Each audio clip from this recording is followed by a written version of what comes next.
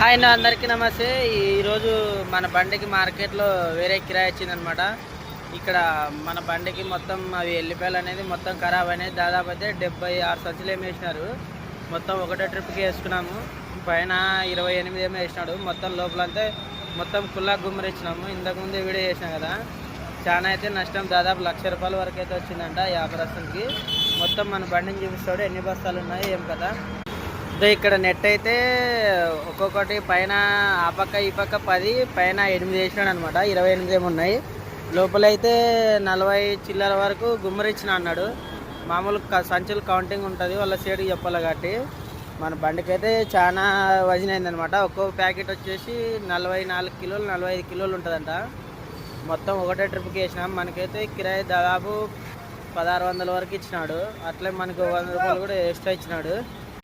మొత్తం ఇదంతా అయితే మన కచరాలకే వాడేస్తున్నారు అనమాట. మొత్తం ఎంత నష్టం వస్తుందో మనకైతే తెలియదు. ఒక్కోసారి రైతాంగం అంటేనే చాలా భయంకరం అనిపిస్తుంది. వ్యాపారస్తుడు ఎంత నష్టపోయినలా. నాకైతే వాళ్ళు పనులు అయితే 1,00,000 వరకు నష్టమేనా ఇప్పుడైతే అని చెప్పినారు. నాకు కూడా మామూలు కిరాయి అయితే 1800 అని చెప్పినారు. నేను వాళ్ళు చెప్పడానికి నేను ఇంకా వాళ్ళ హమాలీలకి 200 ఇచ్చిన అనమాట.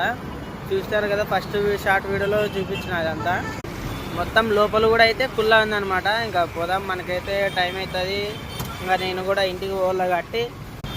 Okay bye friends. ప్రతి ఒక్కరైతే మన వీడియోస్ లైక్ చేయండి, మన ఛానల్ సబ్స్క్రైబ్ చేసుకోండి.